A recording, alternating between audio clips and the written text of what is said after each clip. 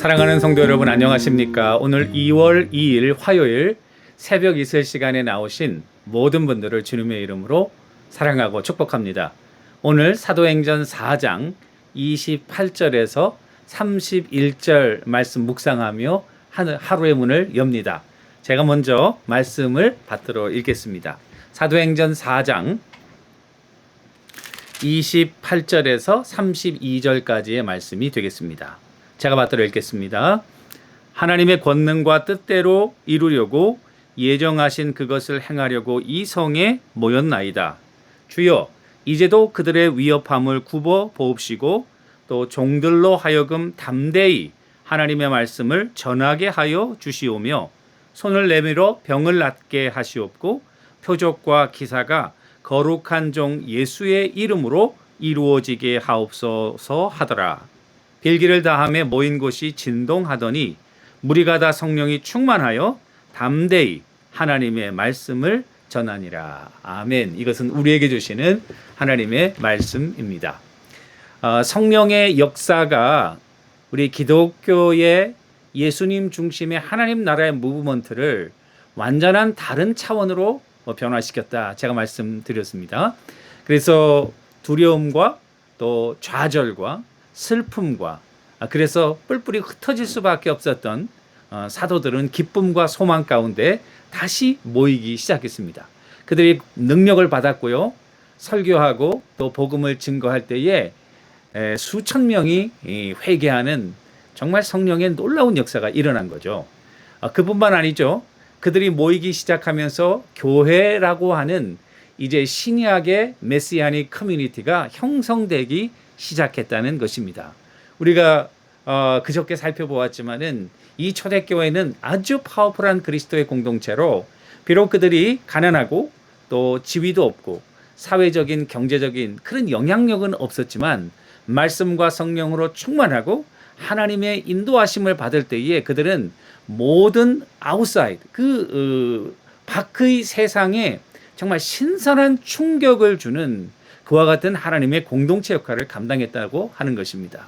많은 사람들이 교회를 칭송하게 되고 나도 거기 한번 들어가 보고 싶다. 나도 한번 그런 커뮤니티의 일원이 되고 싶다. 그런 마음을 가지게 된 것입니다. 그리고 3장에서는 그와 같은 이 성령의 능력이 베드로와 요한이 이제 성전에 올라가면서 기도할 때 미문에 앉아서 정말 소망 없이 하루하루 왔다 갔다 하는 사람들의 그런 동량으로 살아가는 안진뱅이가 일어나는 맨날 성문 밖에서 아름다운 문 미문 앞에 앉아 아름다운 문 쳐다보면 뭐합니까? 이 사람은 걷지도 못하고 그리고 일하지도 못하고 삶의 소망이 없이 인생의 바닥에서 살아가는 거예요. 아무리 하나님이 영광스럽고 아무리 위대해도 나의 부족함, 나의 연약함, 나의 부족함을 채우지 못한다면 그 하나님은 우리와 거리가 있는 하나님, 어떻게 보면 우리에게 별 도움이 안 되는 하나님 아니겠습니까? 근데 베드로와 요한이 은과 금 내게 없지만은 내가 있는 것으로 내게 주노니 예수 그리스도의 이름으로 일어나 걸으라. 그 말씀을 할 때에 발목과 또 머슬과 또 이 다리에 힘이 생겨서 성전 안으로 들어가서 inside the temple 걷기도 하고 뛰기도 하고 하나님을 칭송하는 정말 하나님의 능력의 역사가 그리스도를 통해서 이루어졌다는 사실을 살펴보았습니다. 사도행전은 역시 성령 행전이고요. 성령 행전의 본질은 성령을 통한 예수 그리스도의 계속적인 사역이다. 예수님께서 나사렛에서 제자들과 함께 가르치시고 병 고치시고 한 사역이 이제는 사도들을 통해서 성령의 능력 안에서 이제 계속적으로 이 초대교회에 역사하고 있다는 사실을 살펴보았습니다. 오늘 4장에서는 그와 같이 놀라운 역사가 일어나고 공동체가 일어나고 정말 하나님 나라가 이제는 이 조그만 무브먼트에서 정말 아주 큰 그런 하나의 거대한 조류를 형성하기 시작하는 시대적인 그런 대세를 형성했다고 그럴까요? 거기에 대해서 사단이 이제 멋모르고 있다가 뒤통수 맞은 것처럼 이 초대교회를 핍박하는 역사가 일어나기 시작하는 거예요. 그래서 사도행전 3장에서 그와 같은 놀라운 1장부터 3장까지 놀라운 성령의 역사가 있지만은 사단이 거기에 대해서 이 아무런 반응이 없었는데 드디어 4장부터 여러분 보시면은 사단의 이제 반격이 시작되고 있습니다. 4장 전반부에 보시는 베드로와 요한이 감옥에 갇혔습니다. 그리고 산헤드린 공의회, 유대 최고의 공의회죠. 그 앞에서 이제 변명을 해야 되는 그 산헤드린 공의회의 공식적인 입장, 결정은 뭐냐면은 이제 17장, 4장 17절에 보니까 베드로와 요한에게 뭐라고 그러냐면 이것이 민간에 더 퍼지지 못하게 그들을 위협하고 이후에 이 이름으로 아무에게도 말하지 말라. Shut up. Shut the mouth. 그리고 do not witness the gospel of Jesus Christ. 예수 그리스도의 복음을 증거하지 말라. 성령이 뭡니까? 증거하는 영 아니에요. 오직 성령이 너희에게 마시면 너희가 권능을 받고 예루살렘과 온 유다와 사마리아와 땅끝까지 이르내 증인이리라. 성령의 역사는 is a witnessing spirit이라고요. 성령이 충만할 때 그리스도가 증거되게 돼 있는 거라고요. 그런데 그들에게 너 입 다물고 예수 그리스도의 이름으로 아무것도 증거하지 말라 이렇게 얘기를 한 거예요. 그리고 나서 이제 베드로와 그 초대교회의 반응이 오늘 읽어드린 28절에서 31절입니다. 초대교회가 이제 큰 일은 사도들이 감옥에 갇히고 더 이상 복음을 전할 수 없다는 커다란 장벽이 그들 앞에 닥치게 된 것이죠. 여러분 같으면 어떡하겠어요? 이 초대교회가 아직 어립니다, 여러분. 성령이 충만하지만 아직 어려요. 우리가 하나님의 은혜를 많이 체험하지만 때로는 우리 능력을 지나는 그런 많은 어려움과 환난과 핍박 속에서 sometimes we don't know what to do. How we respond. Sometimes we don't know. 모를 때가 많다고요. 정말 힘든 경우죠. 그때 오늘 보니까 이 초대교회 공동체가 한 것은 기도한 것입니다. 마음을 합해서 기도하기 시작했다는 거예요. 야, 이 어려움이 있을 때 여러분들과 내가 때로는 인생을 살면서 어려움이 없을 수 없습니다.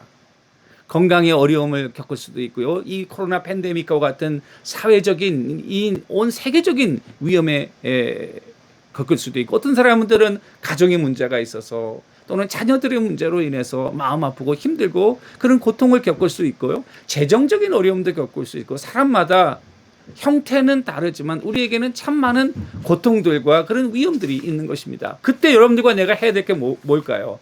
불평하고 원망하면서 이거 어떡할까?